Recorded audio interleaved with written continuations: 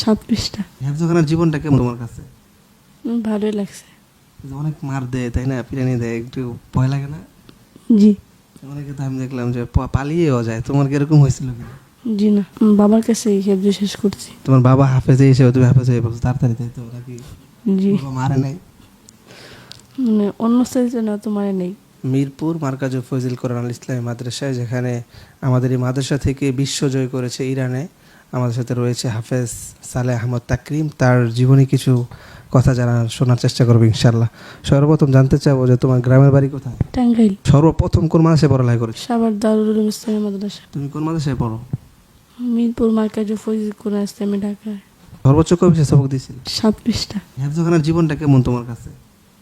ভালোই লাগছে। অনেক মার দেয় তাই না, পিটানি দেয়, একটু ভয় লাগে না? জি। অনেকে তো আমি দেখলাম যে পালিয়েও যায়, তোমার কি এরকম হয়েছিল কি? জি না, বাবার কাছে হেফজ শেষ করছি। তোমার বাবা হাফেজে হিসেবে তুমি হাফেজ হয়ে পড়ছো তাড়াতাড়ি, তাই তো নাকি? জি। বাবা মারে নাই? মানে অন্য সাইজে না, তোমার নেই। কিন্তু যত শাসন করে তত শাসন করছে। তা তোমার বাবা কি করে? বাবা পড়ায়। কি পড়ায়? হিফজ। তুমি তাহলে হেফজখানার পাশাপাশি আর কি পড়তেছো?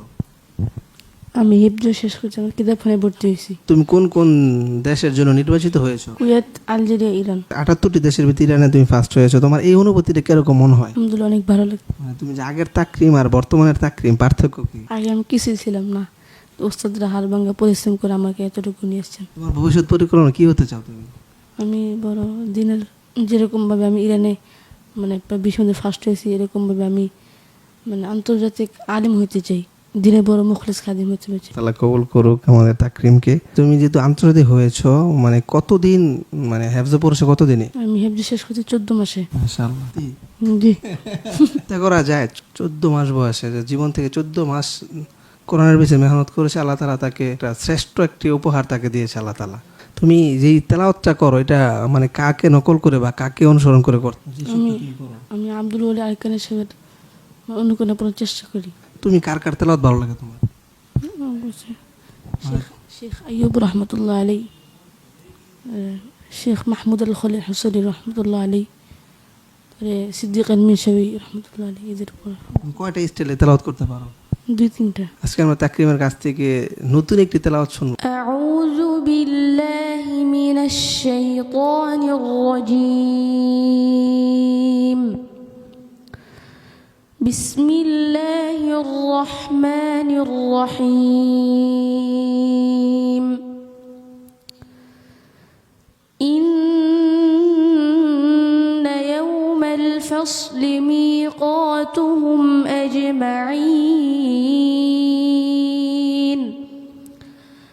يوم لا يغني مولا عن مولا شيئا ولا هم ينصرون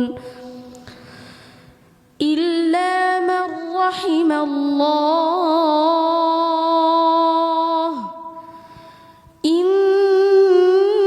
إنه هو العزيز الرحيم.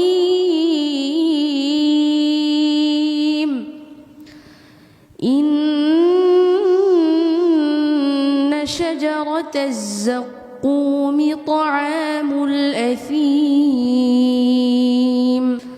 صدق الله العظيم. তাহলে আমরা তাকরিমের অনেক কিছুই জানলাম, জীবনী সম্পর্কে, ভবিষ্যৎ সম্পর্কে, এবং তার কীভাবে বড় হলো সেই সম্পর্কে সব কিছু জানলাম। আশা করি আপনার এই ভিডিও থেকে ইন্সপিরেশন হবেন আপনার সন্তানকে মাদ্রাসায় ভর্তি করার জন্য। আপনার সন্তানকে মাত্র 14টি মাস বা 15 মাস বা 2 বছর যদি কোরআনের পিছনে লাগিয়ে দেন বা মেহনত করার জন্য দেন, হয়তো বা আল্লাহ তাআলা আপনাকে হেফজের পিতা হিসাবে কবুল করে নেবেন। আমরা তাকরিমের জন্য দোয়া করি, মাদ্রাসার জন্য দোয়া করি, আল্লাহ তাআলা মাদ্রাসাকে কবুল করুক এবং তাকরিমকে আল্লাহ তাআলা কবুল করুক। এই বিষয়ে আজকে আমরা এখানে বিদায় নিব। আর তাকরিমের সর্বশেষ কিছু কথা। সবাই এই মাদ্রাসার জন্য খাস করে দোয়া করবেন এবং উস্তাদ মা বাবা আমার জন্য খাস করে দোয়া করবেন। তাহলে আমরা আজকে ইনশাআল্লাহ বিদায় নিচ্ছি এখান থেকে। ইনশাআল্লাহ আবারও দেখা হবে নতুন কোনো কোরআনের